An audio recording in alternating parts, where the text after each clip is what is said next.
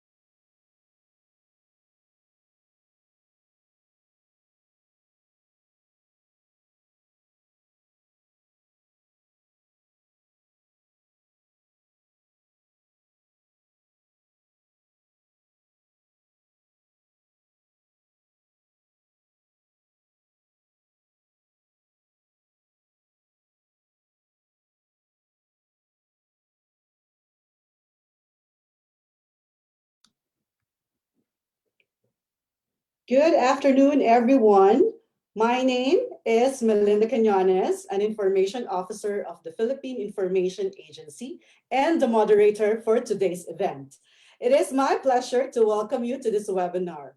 With the vast amount of information we receive every day, it is necessary to acquire specific skills in accessing, analyzing, and communicating media content in a variety of contexts. Join us today in the next 2 hours to learn more about researching media and information literacy, a crucial issue in today's mediatized society.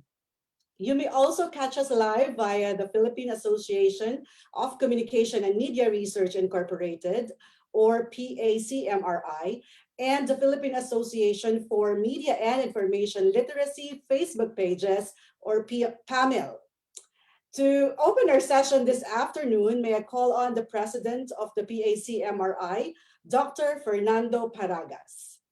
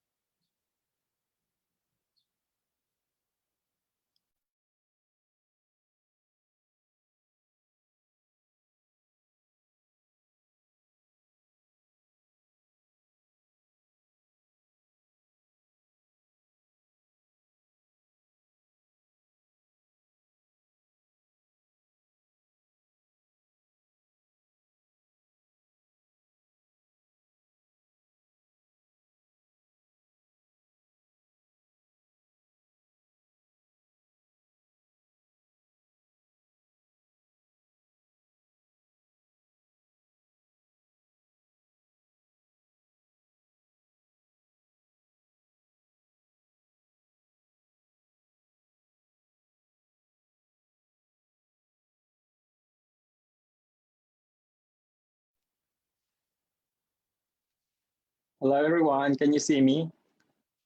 Hi. Good afternoon, everyone. I have the pre-recorded video just in case our connection doesn't hold up, but I'll do this live instead. So good afternoon, everyone, and welcome to our webinar on researching media and information literacy. Misinformation, disinformation, troll farms, trolls, the oxymoronic fake news, incivility, cyberbullying, online harassment, irresponsible speech, and hate speech. The list may go on, but these concerns in media and information systems may have one thing in common. They may be fostered by and festered in a society that may not be media and information literate. Maaaring mamutawi ang mga ganitong kalakaran sa media dahil maaaring hindi alam ng karamihan ang kanilang mga tungkulin, gampanin at pananagutan sa paggamit ng media. Maaari din namang alam nila ang mga ito. However, instead of using their media and information know-how for good, they may be subverting and appropriating it to serve individuals and organizations which seek to undermine our society. At pwede rin namang yung may kaalaman sa atin ay hindi kumikilos ng sapat upang labanan sila. You may notice that I'm phrasing my sentences tentatively. Maaari, pwede, may, or may not. I use this phrasing because the reality is there's a dearth of research on MIL in the Philippines. We know MIL concepts.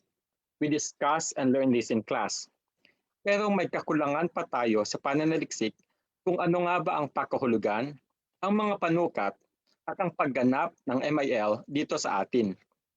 How do we define and explicate, perhaps ethnographically in the Philippines, the concept of MIL? How do we what elements constitute and contribute to MIL? How do we measure MIL to say that we are indeed a media and information literate nation? What are the antecedents and consequences of MIL? What factors and contexts come into play in the process of becoming media and information literate? Today, we build upon the good work of pioneering scholars who have started to tease some of these questions. Together with others who are bravely charting this research field in the Philippines, they're beginning to expound on MIL beyond anecdotes and unscientific observations. I thank Dean Hemadi, Dr. Gwen, Dr. Rudolph, and Assistant Professor Mads for gladly accepting our invitation today. Please listen to and be inspired by their research. Nais kong tunay na kayong mga nakikinig ngayon ang siya namang magpapaliwanag ng inyong pananaliksik sa susunod nating webinar on researching MIL. I started my remarks today with the negative consequences of the positives in media and information literacy and its research. Pero kung tayong lahat na naririto ay kikilos upang tugunan ang kahinaan natin sa MIL gamit ang kalamang halaw sa pananaliksik, mapagtagumpayan natin ang mga ito. But it will take all of us working collectively. And in this particular instance, I am extremely grateful to Dr. Joey Alagaran, PAMIL President Emeritus, and PAMIL President Arniel Ping for this partnership between PAMIL and PACMRI in organizing this webinar. I would like to thank Dean Bang, Catherine, Thomas, and Gabriel of PACMRI, Jade and Kenneth of PAMIL, and Mel of PIA for running today's event. Indeed, it takes a village to stage an event like this. Just like how we, as one community of MIL learners, teachers, and researchers, can organize ourselves in building a nation of media and information literate citizens who use and produce content that combats evil and promotes the common good. Kung tayo ay nagkakaisa, walang laban sa atin ng mga trolls at troll farms. When we are united, we can change for the better the nature of public discourse in our media and information systems. Pinasasalamatan ko kayo for joining us today and taking this first step with us. I enjoin you to ask your questions and register your comments throughout the course of today's conversation. Magandang hapon at simulan na natin ang diskursong ninanais nating lahat. Ang usapin at usapang matalino, maalam, may galang, may saysay at may kabuluhan.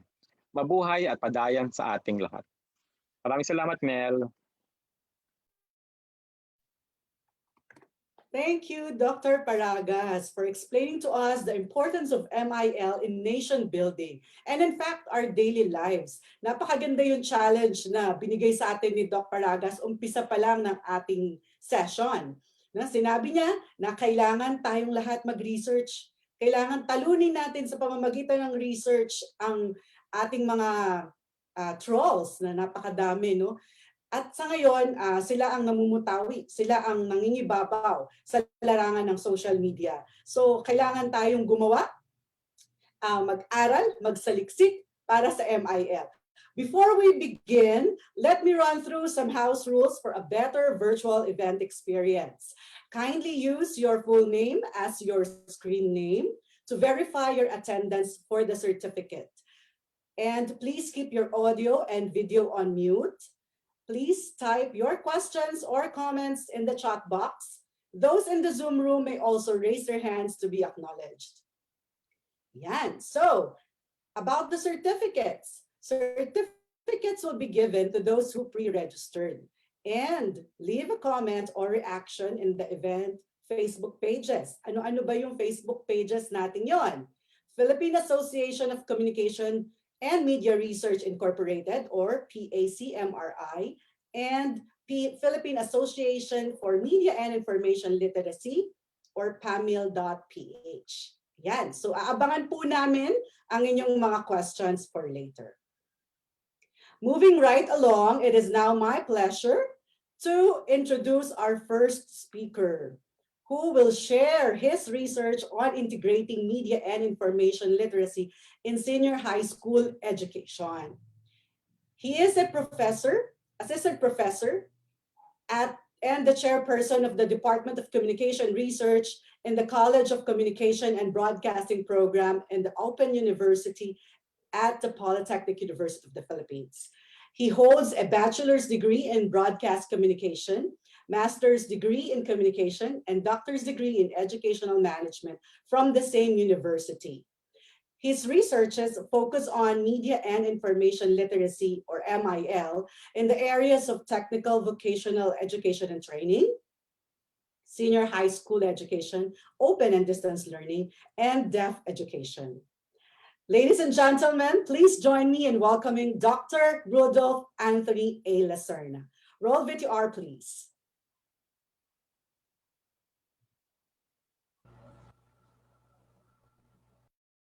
Good day. My presentation is on the integration of media and information literacy in senior high school education in the Philippines. Why in senior high school? Countries need to introduce MIL as a mandatory competency in all levels of education with emphasis in secondary education according to Horton. Secondary education in the Philippines is junior high school and senior high school. But there are already initiatives for junior high school way back 2010 on the integration of MIL. So ito po yung ilan sa mga initiatives to integrate MIL in different levels of education. So in elementary and high school on 2010, this is the National Media Literacy Education Curriculum of DepEd's Media Literacy Task Force. And then in tertiary education, the initiative includes the action research on MIL in PUP College of Communication. Kasama po dito yung research-based syllabus and the research-based instructional module. In the open and distance learning, Dr. Alagaran wrote paper or the concept paper on the integration of MIL in open and distance learning. So there are initiatives in different levels of education. But how we integrate MIL in senior high school education and offering MIL as one core subject in senior high school is different from the concept of integrating MIL in senior high. Okay? Kaya po gumawa ako ng research on MIL competencies of senior high school teachers. Ayan po, basis po ito to develop a training program. The training program, I am very happy because the initiatives of the Philippine Association for Media and Information Literacy, yung PAMIL po, nagre-reflect po doon sa mga activities nila yung result po nung study ko, but I am not claiming that the existence of PAMIL is because of my research. Okay? And eventually, this research served as a basis for a proposed MIL competency framework. Kasi ang hirap na po sabihin, yes, I have advanced intermediate levels of MIL competencies, but what are the basis of the levels of competencies? In in UNESCO's Media and Information Literacy Assessment Framework, it says that no existing standards to measure the MIL competencies of secondary education teachers, but there are suggested indicators. So I think this is a very good initiative to develop a proposed framework to know the standards when it comes to MIL competencies of secondary education teachers. Next, one of the tracks of the senior high school education is the technical vocational education and training. As observed, the outputs or the common outputs of the TVET learners are developed software, computer system, programs, and multimedia animations. So nare-realize po natin, no, these are all communication channels. So if this is a communication channel, MIL must be integrated in technical vocational education and training. So I wrote a concept papers on the integration of MIL in the different areas of TVET quality according to Asia Pacific Accreditation and Certification Commission. So this is the PAASCO or the AACOP of the technical vocational education and training. At ito yung mga areas niya, no? Governance and management, teaching and learning, faculty and staff, and research and development. So yan po, from my analysis, initiatives are recommended to TESDA, to the TVET administrators, TVET trainers or faculty members, and the learners. Let us proceed to MIL in open high school. As I mentioned, there are existing concepts, no, of MIL integration in open and distance and e-learning in the Philippines. Ayan po, galing po yan kay Dr. Alagaran. Pero po, ang focus po or scope po nito is in the tertiary education. And I think pwede rin po natin itong ma-adapt doon po sa open high school. Okay? Next is, ayan naman po, ito yung medyo challenge po sa atin, no? Challenge po sa ating mga MIL researchers. communication scholars and media researchers, no? Kasi no one will be left behind, so lahat kasali, kasali lahat. So researchers must also prioritize to design and develop clear plans for the marginalized groups in education, like learners with visual impairment and those who are members of the deaf community. And good thing na yung SPED sa Pilipinas ay innovating. Nakikisunod na rin tayo sa iba't ibang bansa. In Indonesia, there are available indicators to measure the digital literacy of students with visual impairments. So, pwede po ditong ma-measure yung literacy ng students, and at the same time, basis rin po ito to measure para to develop programs for teachers na naghahawak po ng learners with visual impairment. In the Philippines, there are also case studies, ayan po, on the library experiences and museum experiences of learners with visual impairment. Study po yan sa pangunguna ni Dr. Pasumbal, and the innovations in library and museum to cater learners with visual impairments are communication channel din. So therefore, there is also a need to integrate MIL in the special education, especially with the learners with visual impairment. Okay? Kaya nagkaroon din ho tayo ng tinag ito as the blind leading the blinds. Ayan po, no, the digital literacy training of Miss Beverly Bravo. Siya po ang nagturo sa learners with visual impairments on different skills and competencies, digital skills and digital competencies. Okay? Another is the MIL special education is specifically to those learners with hearing impairments. The deaf community to produce their, alam niyo, nagpo-produce kasi sila ng kanya-kanyang mga news programs dahil nga po meron silang mga experiences. Based on my research, meron silang mga issues and concerns sa mga news programs sa news programs na kung saan nandoon po yung mga interpreters. So because of that, nagkaroon ho sila ng mga Facebook application or Facebook page kung saan para po sa kanila talaga yon. For example, the Philippine Sports Federation of the Deaf, the COVID-19 announcement, public service announcement, nandyan po yung mga information na ang presenter po ay interpreters or FSL interpreters, the Philippine Federation of the Deaf Youth Section, even the LGBTQIA community, ayan, na members rin po ng deaf community, meron po sila. So, as we observe, they are all exposed to media and information and other information providers. So, therefore, there is also a need to integrate MIL in the special education, doon naman po specific sa learners with a visual impairment. And ito po, lastly, ang DepEd po, hindi po nahuhuli sa pagkakaroon ng DepEd TV intended for students sa Philippine School of the Blind or Philippine School for the Blind. So yan po yung mga ginagawa nila, but the major issue here are teachers are trained to teach to the learners with hearing impairment, but they are not trained to produce instructional broadcast-based instructional material. So yun po yung mga issue nila na hoping na makakatulong po ang MIL advocates, communication researchers, and media researchers po. So that is the end of my presentation. Thank you very much po, PACMRI. Thank you very much, PAMIL, and thank you very much, UP Department of Communication Research. Isang malaking karangalan po na maging part po ako nito. Thank you, Dr. Lacerna.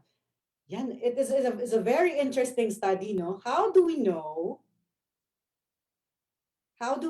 that a person is actually media literate? Yan, ipinakita sa atin ni Dr. Lacerna, no, na everybody should be involved in media literacy. Kaya kailangan pag-aralan pa natin kung paano sila maisasama sa pagkakaroon ng isang media literate society. No one gets left behind, sabi nga ni Dr. Lacerna. Ngayon, may I see hand clapping on the screen, please? We have participants from Luzon, the Visayas, and Mindanao. via Zoom. So paklap naman dyan. Meron ba? Gising pa ba kayo? Okay, our next speaker wears many hats. She is a distinguished scholar, having written and published several books and journals on media and communication studies. A communication specialist in corporate and media affairs, she is an expert in broadcast communication, advertising, and marketing. She is also an academic program evaluator, community leader, and conference speaker. She graduated from the University of the Philippines, Diliman, with a Bachelor of Arts degree in Broadcast Communications and the University of the Philippines Open University, Los Baños, with a Master's in Professional Studies degree in Development Communication. She completed her Doctor of Philosophy and Development Studies from the University of Santo Tomas. It's an honor to welcome Dr. Maria Gueneta Pusta.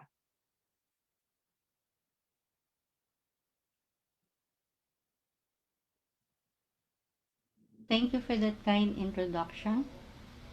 Allow me now to discuss my topic, applied research into writing. Research,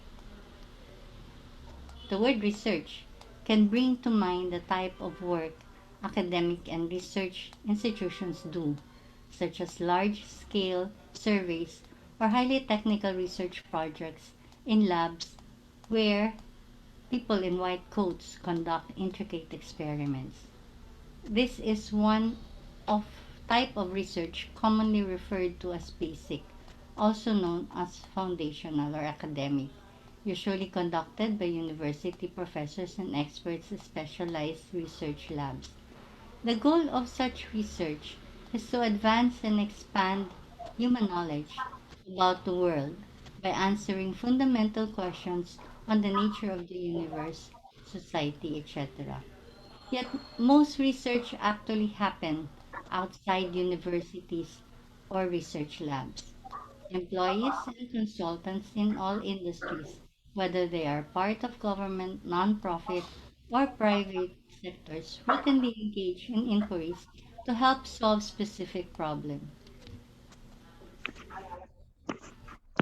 My, my agenda for this afternoon's discussion is as follows: an introduction, mapping out the differences between basic and applied research, discussing the similarities and differences, providing application, and presenting to you the SHS Media Information and Literacy. The next question that comes to mind is, why do we do applied research?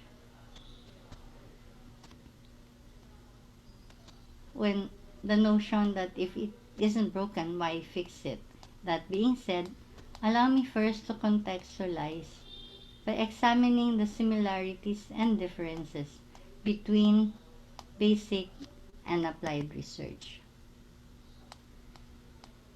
They both ask questions and collect information to answer these questions by testing their hypotheses and guesses using empirical evidence, instead of relying on their subjective opinions or preferences. Basic and applied researchers both draw from roughly the same set of methods and seek to conform to standards of validity and reliability. Basic and applied research are also complementary. Applied researchers frequently apply relevant findings and theories developed in basic research. In other words, while basic research generates universal knowledge, applied research usually applies this knowledge to solve specific problems. Here is a table presenting the prevailing characteristics of basic and applied research. In terms of purpose, basic seeks to advance human understanding, while applied research helps clients. In terms of initiative, the researcher initiates basic on their own expertise, while the client initiates for applied research. Funding in basic research is usually available from government, universities, and private foundations or research grants, while in applied research, the client pays for consultant or employs an in-house. Who does the research in basic? A solo researcher, and applied an in-house member of the staff or consultants. Who does the research? In-house member. Time frame, usually longer time frames compared to applied research. The time frame in applied research is always tied to the client's time frames. Research setting, research can be autonomous from the environment. Research is embedded in and inseparable from the real world. Terms of research methods in basic research usually uses fewer varieties of data sources, while in applied, it tends to use a combination of multiple methods of data collection. In terms of evaluation and outlet, this is presented in scientific conferences for basic research, and for applied research, presentation and the report happens. The main purpose of the applied research was to provide a work text for senior high school students and even their family members so that they could answer practical questions about the real world scenario in order to prepare them to be media literate. It was a collaborative experience between two seasoned researchers, Dr. Veronica Isla and myself. Overall, the project was successfully completed by May of 2020. Now, let us examine what accounts for high quality applied research. Validity. Validity means the extent to which the study is credible, accurate, and free of bias. The primary task of the researcher is to provide objective and valid information. This criterion is met if the study actually does what it says it is doing. As regards to the validity in applied research into writing the MIL book, the authors ensured that every chapter assigned to them was a product of well-researched, valid, and credible information. This was especially evident in the selection and use of frameworks upon which the writing was based. Reliability. Reliability refers to the repeatability of the findings. To meet this criterion, the researcher should be able to answer yes to the following questions. If someone else did the study, would it yield the same conclusions or results? Why? Because basic research is better positioned to eliminate external factors influencing the phenomena outcomes in question. In contrast, applied research often takes place in contexts and environments. In the words of Heraclitus, you can enter the same river twice. To this end, with regard to the Oxford text writing, in-text citation and referencing of Oxford has very high standards, and this could not be compromised. Next, effectiveness accounts for a high-quality research. The extent to which the study has met its stated goals, especially important in applied research. The key to meeting this criterion is to have a clear research focus, to articulate the goal of the research as well as its boundaries. When the goal of the research is not clear, we cannot know whether it is effective or makes any difference. When the goal is clear, it is easier to translate the findings into actionable recommendations. And proof of this effectiveness was to pre-test some sections of the manuscript to a random set of students to see if the learning in each chapter's objectives was actually met. Efficiency. Efficiency is about using the minimum amount of time, resources, and effort to meet research goals and objectives.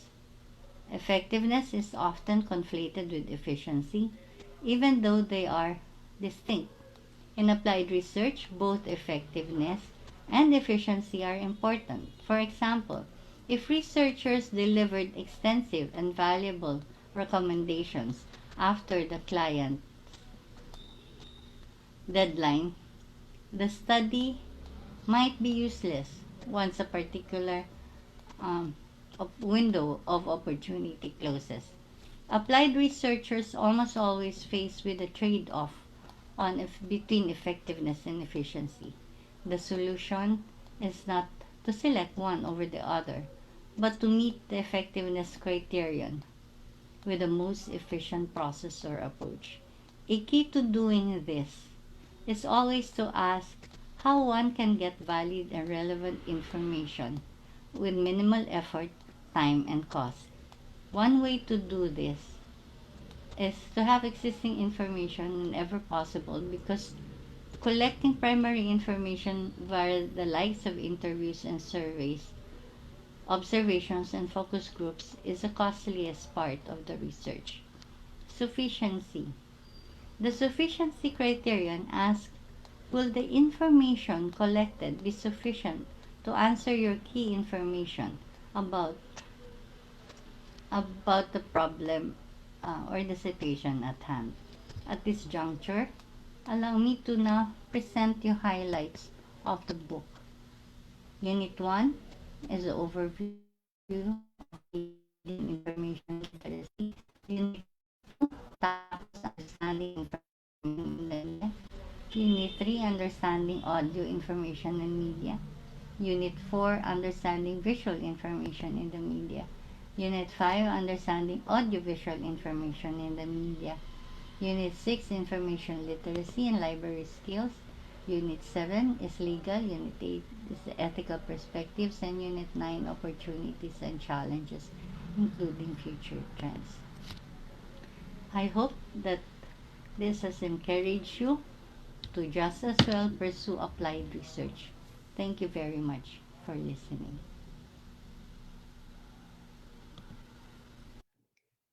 Thank you, Dr. Pusta, for that insightful presentation. Why do we do applied research on MIL? Why not basic research? At sinagot yan ni Dr. Pusta, because we need to understand the application of MIL in everyday occurrences. Yung mga kasama natin dito sa Zoom, pwede po ba na makapag-heart reaction naman tayo kay Dr. Pusta? Yan, thank you very much. Kaway-kaway po sa ating mga manonood sa Facebook from Albay, Zamboanga, Lanao del Norte, Batangas, Baguio, Pangasinan, Isabela, Bulacan, Davao, Calapan, and Isabela. Magandang hapon po sa inyong lahat. I know you have a lot of questions about our two speakers right now, but hold that thought. We will open the forum later and use the comment section to type in your questions. Our online moderators will collect them. Meantime, may we request our participants in the Zoom room to please turn on your camera for our picture taking. Yan, pa-turn on po ng camera natin. We will have a photo session. And then later, we will just turn it off so that we can resume the presentations.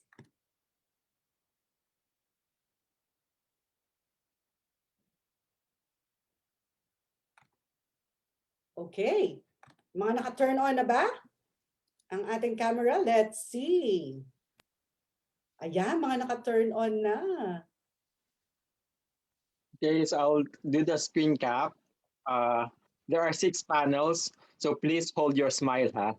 And then we'll take 2 for each panel. So medyo matagal ito. Okay, thank you, Doc Fernan. Okay, the first panel, 1, 2, 3. One more, 1, 2, 3. Okay, second panel, 1, 2, 3. 1, 2, 3. Third panel, 1, 2, 3. 1, 2, 3.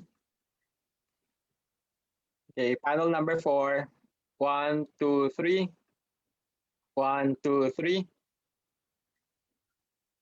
Panel number 5, 1, 2, 3. 1, 2, 3. And last panel, 1, 2, 3. 1, 2, 3. Yan, maraming salamat.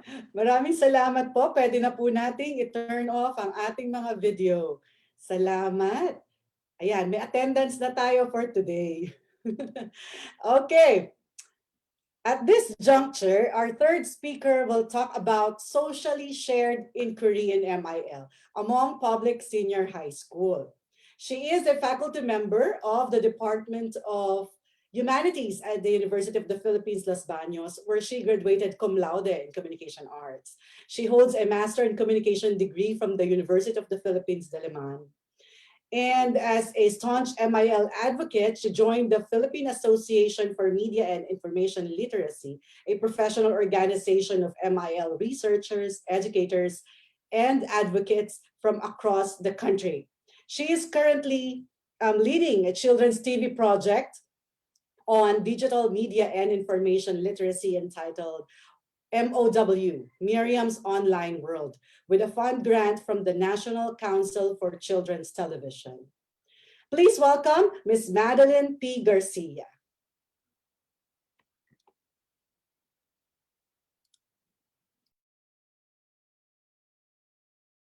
Good afternoon, everyone. I'm Madeline Garcia, and I'm honored to be part of this panel and really thankful for this opportunity to share with you what I did for my master's thesis under the MA Communication program of the UP College of Mass Communication. So, in line with the theme of this webinar, I'm going to discuss socially shared inquiry, or SSI, as my chosen framework for studying MIL, the SSI process that I've gone through, and the major findings and insights, as well as my key takeaways as a researcher of MIL. So let me discuss very briefly the framework of SSI. So the SSI was developed by the late Dr. Alfonso. She was a communication professor in UP Diliman, and she conceptualized the SSI as a self-reflexive, communication-centered process of social research within, for, and by a community that is in need of emancipating itself from disabling perplexity. So some key concepts were merged in order to serve as the foundation of the SSI. So we have reflexivity, social construction, emancipatory, and participatory research. Dr. Alfonso also coined the term poeta, coming from the Greek word poetic, which means making. And it refers to data that are actively constructed in order to shed light on perplexing situation. So the basic premise here is that when people talk about their views, their issues, or various matters where they feel or experience some gaps in knowledge and understanding, they collectively reduce uncertainty and think and reflect about the ways in order to resolve and move forward towards enhancing their situation. Thus, the communication here is defined as the recursive and interactive social production of meaning. So, in order to elicit these poeta, the SSI uses an array of evocative procedures, techniques, and tools. No? So, in order to facilitate the process of this shared and consensual understanding and decision making. So, the premise of SSI actually inspired me to examine the MIL situation in our schools from the point of view of the MIL teachers. Okay. So some scholars of MIL also provide a compelling reason to study MIL through the lens of the SSI. So for instance, the work of Bautista underscores MIL teachers' lack of deep understanding of MIL, which resonates with the confusion in the MIL field about what it is and how to teach this course. Okay, so this issue also echoes the confusion in MIL as teaching about media versus teaching through media. And also taking the SSI approach addresses the need to enhance the MIL conditions through a design that considers active participation, reflection, and revision of practices by its stakeholders. And so my study focused on these research questions. No? How do MIL teachers in the public K-12 senior high schools perceive media and information literacy? And how can they improve the implementation of MIL through socially shared inquiry? So, consistent with the process of the framework of I facilitated a series of focus group workshops with 7 MIL teachers from public senior high schools through various elicitation activities, which were centered on the following topics, such as imagining a media and information literate individual, sharing of good practices, and issues and challenges, as well as the action points towards resolving these issues. Okay, so the focus group workshop was held in 3 consecutive Mondays in February in the year of 2020. These were, of course, conducted after obtaining prior informed consent from the teachers who willingly and actively participated in these activities. So the goal of these elicitation activities was to generate poeta with regard to their perceptions about the MIL context and their MIL practices. So towards the end of each activity, the teachers worked together in categorizing and thematizing their responses, which they wrote on various meta cards. So we also had a series of debriefing session in order to validate the synthesis of this co-constructed data. So let me now share some of the key findings from the study.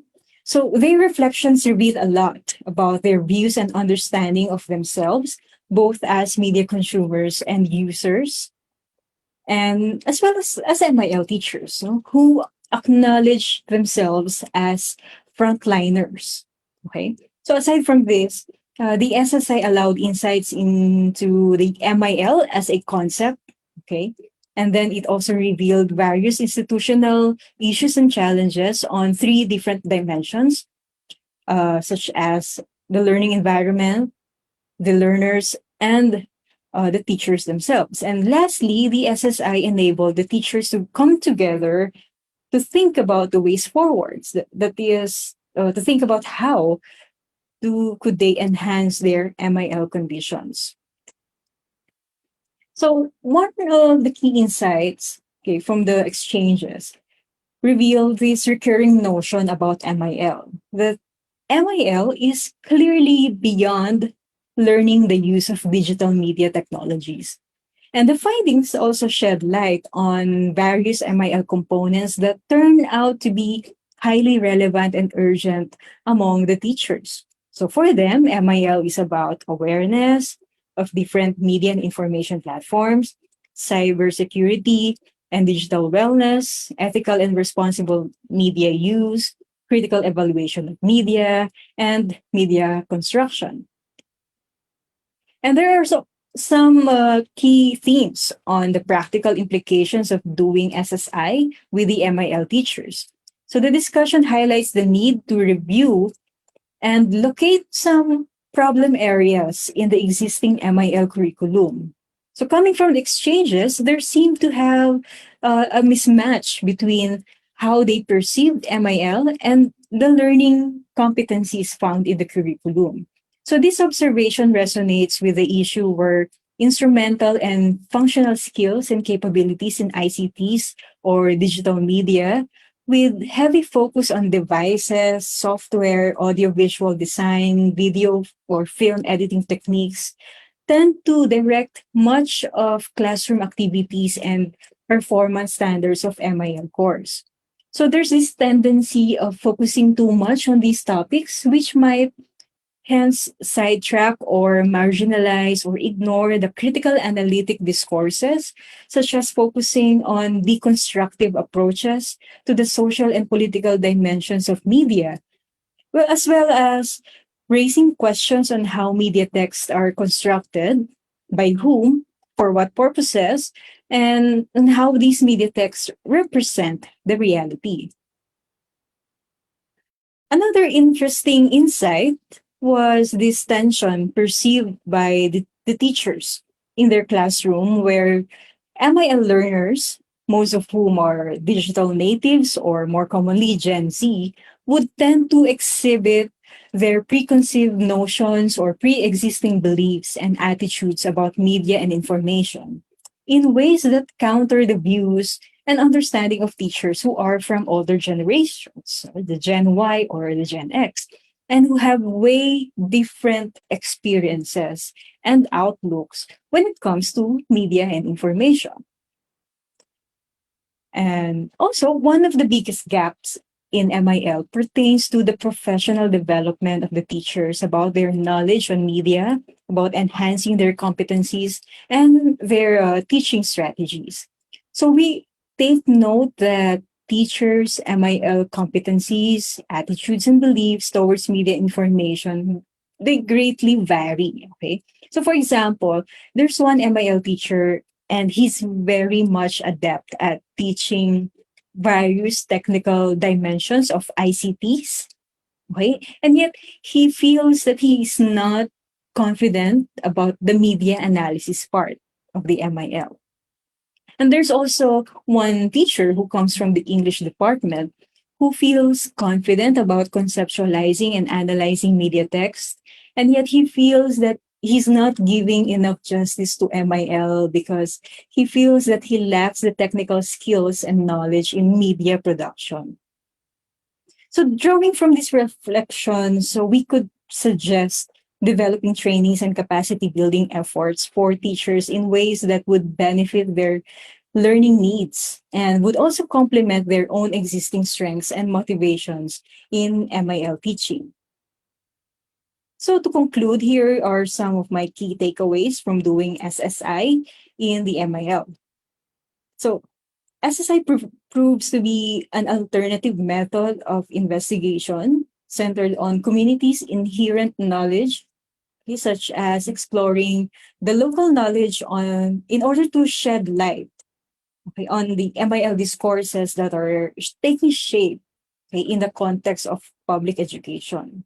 It is also where the teachers could participate in addressing and be involved, no, in addressing the MIL issues that matter to them, that matter to their learners and their communities. I also find SSI very much applicable in exploring various MIL teaching practices, especially MIL teaching in the time of pandemic, which could hence inform curriculum revision and policy recommendations. It would definitely do best, however, to conduct this SSI in face-to-face gathering for the focus group, as it is where you could actually see their enthusiasm, their interaction, their focus, and their active participation. But given the lockdown and the restrictions, it would also be interesting to have it conducted rather in virtual meeting platforms.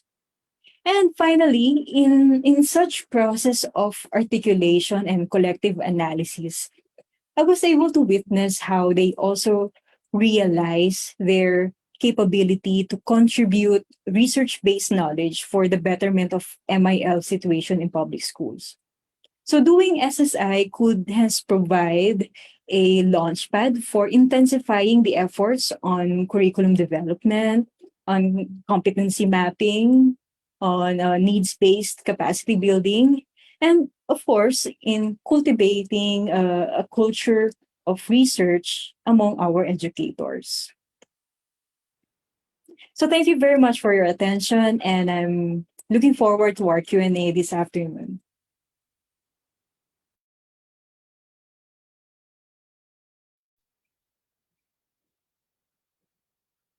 Thank you, Ms. Garcia. We learned today the socially shared inquiry approach for investigating MIL and how to generate POETA, a data showing shared experiences and insights. Maganda din na napag-aralan niya ang curriculum ng ating MIL for high school students. Interesting, di ba? So can we give her a thumbs up, everyone? Gising pa ba kayo? Yan, unholy hour kasi ngayon, 1:49 p.m. So we have a reaction from our Facebook page. No, this is from Ralph Edward Sequito. I definitely agree with Dr. Pusta. Perhaps it would be better if this could be integrated in the research courses or subjects of senior high school. from Yanni Deer. Thank you, Dr. Pusta, for discussing the difference between basic research and applied research in MIL. Also, shout out to our participants from Pinamalayan Oriental, Mindoro.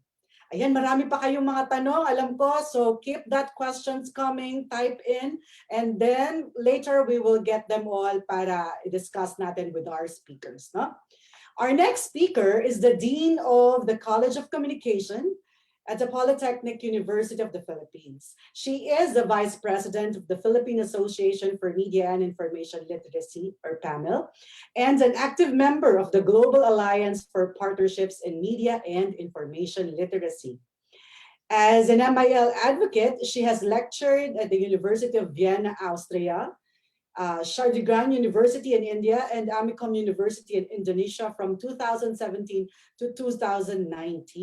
She has also lectured in Scholastic Outreach Program of the Philippine Press Institute across the country. Let's all welcome Dr. Hemady S. Mora.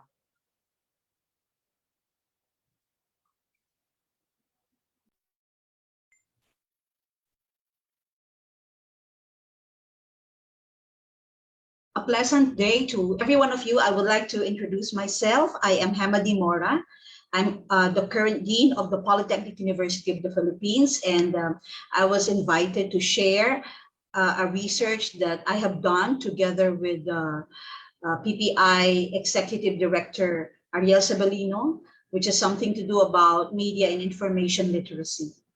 So allow me to share my screen at this point in time.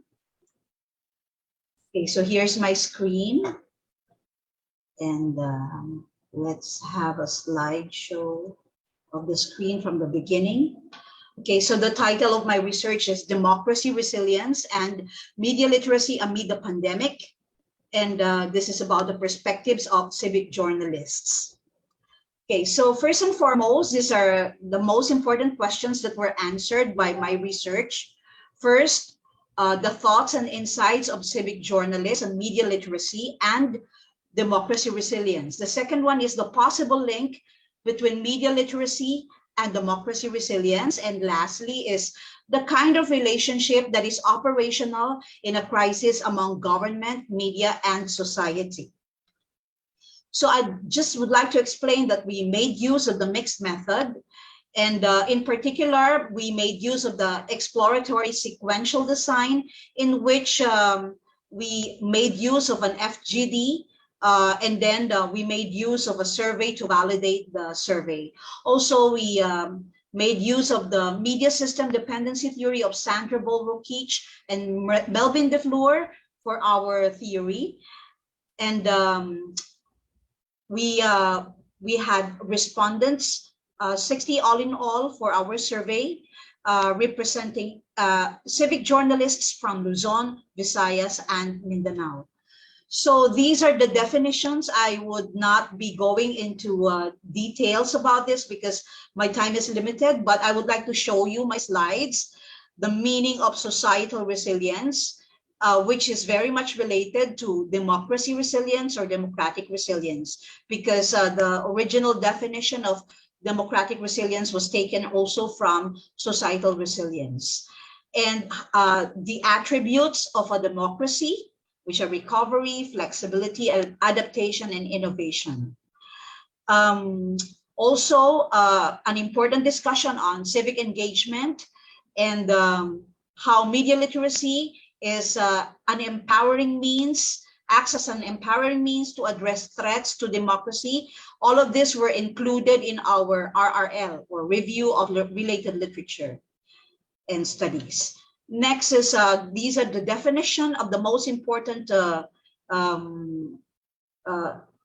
variables in our study. Media literacy, of course, is included aside from democracy resilience. And then I would now go ahead with the findings of the study. So in our research findings for the qualitative aspect, first, the pandemic is being used by some people in power to control the public and the 2022 election. Second is that democracy's biggest issue is manipulation of public information.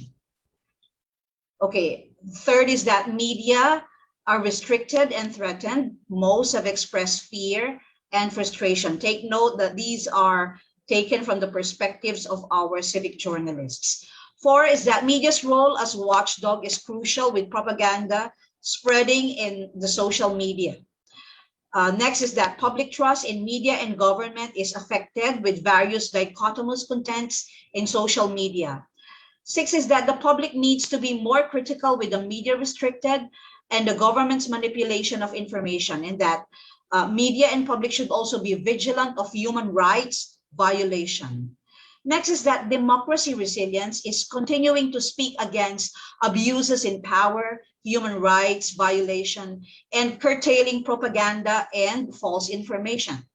Now, on media literacy, okay, so a while ago it was about democracy resilience, this time about media literacy. The research findings, first is that media literacy has to be an institutional advocacy, not just a personal advocacy. This is according again to our civic journalists. Next is that media literacy is crucial in fighting propaganda and false information. Next is that the popularity of the social media, particularly Facebook, has contributed in the problem of propaganda and false information. Next is that the importance of context, research, facts, and sense-making in journalism should be observed by other content producers in the social media, and that there is a need to collaborate with various sectors, the media, the academe, the NGOs in the fight against false information. Next is that the media's job has become more difficult in dealing with propaganda and false information. Next is that opposing views are needed in the discernment and decision-making in the present democratic setting. Next is that owners of the social media sites should be responsible and accountable to proliferation of false information.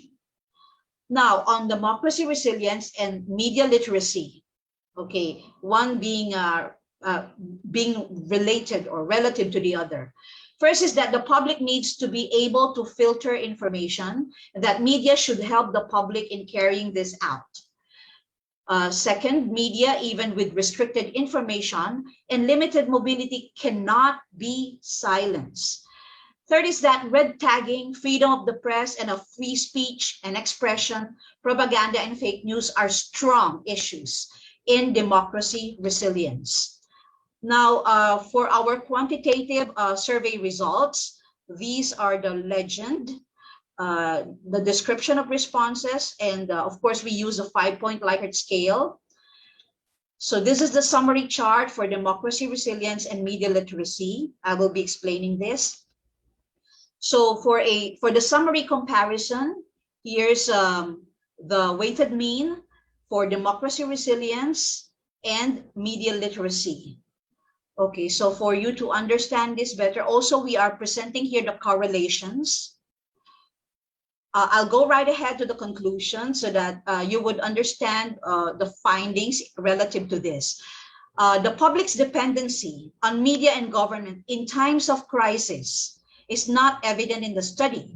Factors such as false information and propaganda seem to affect the supposed dependency of the public to media and government during times of crisis. Now, what appears to be evident is the public's reliance on social media for information, as observed in the qualitative part of the study in a pandemic setting where media is restricted with mobility and information, and when the government is perceived to be manipulating information.